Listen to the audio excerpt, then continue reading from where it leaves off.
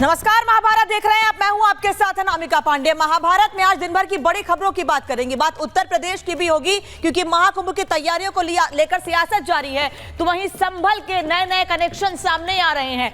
क्या कनेक्शन है संभल का? आखिर पाकिस्तान जो कुछ संभल में हुआ उसका पाकिस्तान कनेक्शन सामने आ रहा है, ये बात करेंगे। डी गैंग के कनेक्शन की बात भी कही जा रही है। बात बिहार की भी होगी, बात उत्तर प्रदेश की भी होगी, बात देश के हर उस जिले की होगी जहां से बड़ी खबर निकलकर सामने आई है। महाभारत में आज आपको बताएंगे कि कैसे संभल की हिंसा जांच का कनेक्शन इंटरनेशनल हो गया है, कैसे बाबा की फोर्स चुन चुनकर सभी आरोपियों को बिल से निकाल रही है। साथ ही आपको बताएंगे कि जिन मदरसों में दीनी तालीम दी जा रही है उसमें कैसे फर्जीवाड़ा हो रहा है, लोगों को मदरसे से टारगेट किया जा रहा है। मौलाना का साइबर गैंग क्या है, क्योंकि मदरसे से चल रहा है आपको ठगने का गैंग।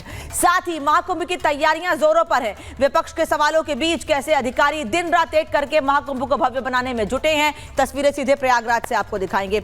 आज मन की बात में प्रधानमंत्री मोदी ने महाकुंभ पर महासंदेश दिया है। साथ ही आपको बताएंगे कि कैसे उत्तर प्रदेश सरकार में मंत्री ओपी राजभर एक बार फिर विवादों में आ गए हैं। बयान ही कुछ ऐसा दिया है मंत्री जी ने कि वो विवादों में आ गए हैं। इसके अलावा बात और करेंगे कुछ और खबरों की, क्योंकि दिल्ली में चुनाव की तारीखों के ऐलान से पहले लगातार हलचल जारी है। भारतीय जनता पार्टी आम आदमी पार्टी पर आरोप लगा रही है, तो वहीं आम आदमी पार्टी भी बीजेपी पर आरोप लगाने से पीछे नहीं हट रही है। रोहिंग्या, बांग्लादेश का मुद्दा, बांग्लादेशी घुसपैठियों का मुद्दा लगातार उठ रहा है। राजधानी दिल्ली का मौसम भी सर्द है, लेकिन सियासत लगातार गर्म होती जा रही है। आने वाले कुछ महीनों में चुनाव है, जिसके चलते फर्जी वोटर पर तनाव है। बात होगी साउथ कोरिया की कि कैसे हवाई सफर की उड़ान मौत की उड़ान बन गई है। पाकिस्तान के पाप का घड़ा भर गया है, ये क्यों कह रहे हैं ये भी बताएंगे आपको। और नए साल में पहाड़ों पर अगर आप सफर करने जा रहे हैं तो जो खबर आपको मैं बताने जा रही हूं वो देखना जरूरी है, क्योंकि पहाड़ों पर सफेद आफत ने दस्तक दे दी है। लेकिन सबसे पहले आपको दिखाते हैं कि संभल हिंसा में डी गैंग का क्या कनेक्शन है। ये खबर आपको विस्तार से बता देते हैं, क्योंकि संभल मामले की लगातार जांच हो रही है और इस जांच के बीच लगातार डी गैंग का कनेक्शन, पाकिस्तान का कनेक्शन, क्योंकि पिछले दिनों हमने खबर दिखाई थी आपको कि कैसे पाकिस्तान यूएस मेड खोखे वहां पर मिले थे और पुलिस जैसे जैसे जांच कर रही है नए नए कनेक्शन सामने आते जा रहे हैं। महीने भर से ऊपर का वक्त बीत गया है, लेकिन हर बार एक नया एंगल सामने आ रहा है। रिपोर्ट देखिए।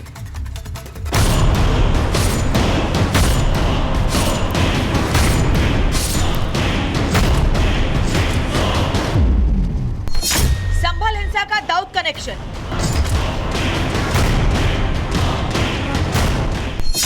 संभल में दंगा डी कंपनी की साजिश थी।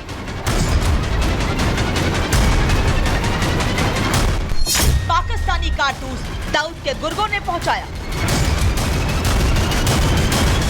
एक तरफ संभल में सत्य सनातन के साक्ष्य मिल रहे हैं, तो वहीं दूसरी तरफ संभल में हुए दंगे की जांच में हर रोज नए खुलासे हो रहे हैं। और अब संभल दंगे में दाऊद कनेक्शन सामने आ रहा है। संभल हिंसा मामले में अब तक कुल 50 गिरफ्तारियां हो चुकी हैं, लेकिन इस हिंसा के मास्टरमाइंड की तलाश के दौरान पुलिस के सामने दाऊद इब्राहिम का नाम सामने आया।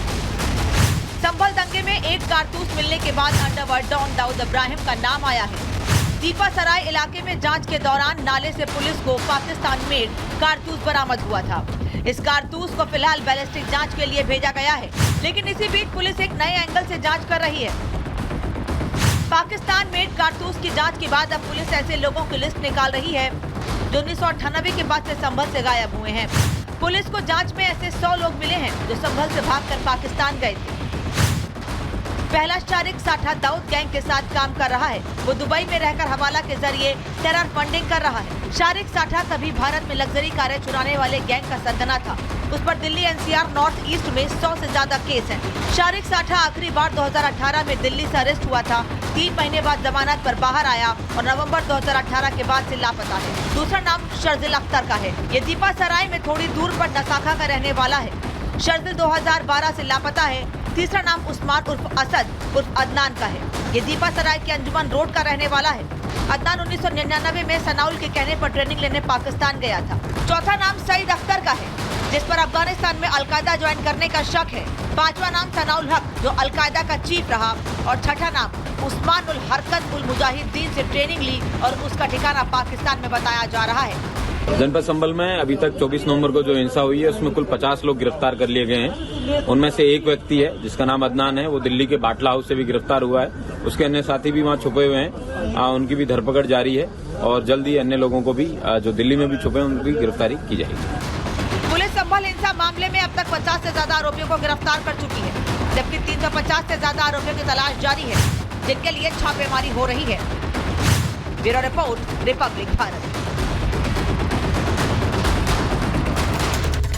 आए दिन साइबर क्राइम के मामले सामने आ रहे हैं, कभी डिजिटल अरेस्ट के मामले सामने आते हैं तो कभी आपको कॉल करके आपसे पैसे ऐंठे जाते हैं, किसी न किसी तरीके से आपसे ओटीपी लिया जाता है और आपको परेशान करके पैसे वसूल लिए जाते हैं। अब इसका एक नया कनेक्शन सामने आया है। दरअसल मामला सामने आ रहा है कि उत्तर प्रदेश के कानपुर में मदरसे का इस्तेमाल भी, मदरसे से भी लोगों को ठगने का काम किया जा रहा था। मदरसे जहां पर दीनी तालीम की बात कही जाती है, वहां से आपको ठगने का गैंग चल रहा है। इससे पहले भी मध्य प्रदेश से ही ऐसा मामला सामने आया था, लेकिन कानपुर के कर्नलगंज से क्या मामला सामने आया है, इस रिपोर्ट में देखिए।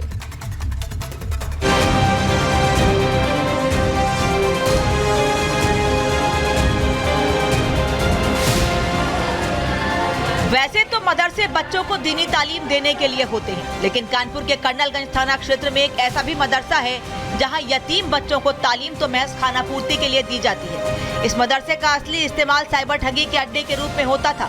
इस मदरसे में बैठे जालसाज लोगों को डिजिटल अरेस्ट कर उनके खाते से रुपए निकाल लेते थे। मदरसे की आड़ में साइबर ठगी का गिरोह चलाने वाले गैंग के बाबा का पुलिस ने रासफाश किया है।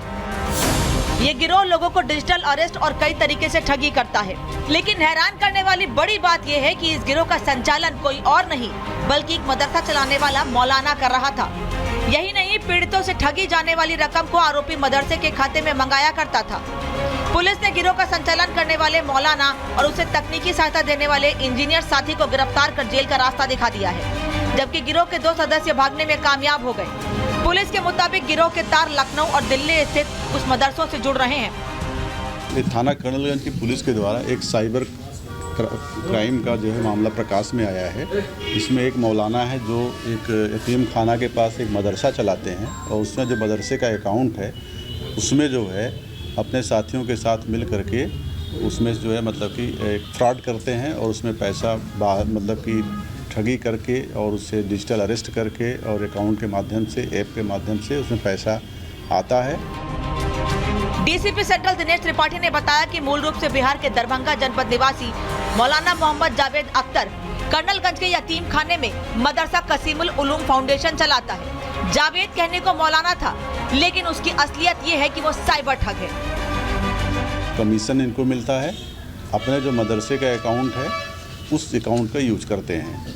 इसमें हम लोगों को इनके ट्रांजैक्शन के बारे में पता चला था, तो पता चला कि इनका एक गैंग है जिसमें दिल्ली के हैकर भी शामिल हैं और वर्तमान में अभी 2 लोग अरेस्ट हुए हैं और अभी 32 लाख का मामला प्रकरण सामने आया है। इससे पहले जो है 60 लाख का भी ट्रांजैक्शन हुआ है, उस सब का डिटेल निकलवाया जा रहा है और उस पर विधिक कार्रवाई आगे की जा रही है। आरोपी गैंग के सदस्य देश के अलग अलग हिस्सों में साइबर ठगी करके ठगी गई रकम को मदरसे के चैरिटी अकाउंट में मंगाते थे, जबकि गिरोह का दूसरा सदस्य बेकनगंज की हीरामन का पूर्वा निवासी मोहम्मद स्वालेह है, जो इंफॉर्मेशन टेक्नोलॉजी से बीटेक इंजीनियर है। वो खाते में रकम मंगाने और उसे अलग अलग खातों में बांटने के साथ साथ तकनीकी रूप से मौलाना की मदद करता था। लेकिन कहते हैं ना, पाप का घड़ा एक न एक दिन भर ही जाता है, और ऐसा ही कुछ हुआ। गिरोह शुक्रवार रात को जीआईसी पार्क में ठगी की योजना बना रहा था, तभी कर्नलगंज पुलिस ने मौलाना मोहम्मद जावेद अख्तर और मोहम्मद स्वालेह को पकड़ लिया, जबकि उसके 2 साथी मौके से भाग निकले। आरोपियों पर कार्रवाई कर उन्हें जेल भेजा गया है। पुलिस के मुताबिक इस गिरोह ने गुजरात के वडोदरा के एक कारोबारी को डिजिटल अरेस्ट कर 65 लाख रुपए की ठगी की थी। आरोपियों ने कारोबारी से ठगी गई रकम से 32,50,000 रुपए मदरसे के अकाउंट में ट्रांसफर कराए थे। कुछ दिनों पहले वडोदरा पुलिस ने मौलाना को नोटिस भेजकर मदरसे के अकाउंट को फ्रीज कर दिया था। मौलाना के साथ जो दूसरा व्यक्ति पकड़ा गया है, ये एक गैंग है। मौलाना जो बैग में रहते हैं और ये जो बातचीत जो सब कुछ करता है वो यही करता है। नहीं, ये मुखबिर की सूचना पे हम लोगों के जो अपने सर्विलांस की कार्रवाई है उसके द्वारा हम लोग जो है वो सूचना मिली थी। पुलिस ने बताया कि जब वडोदरा पुलिस ने मदरसे का खाता फ्रीज किया तो मौलाना मोहम्मद जावेद अख्तर पकड़े जाने के डर से कानपुर कमिश्नरेट पुलिस और IGRS में शिकायत की।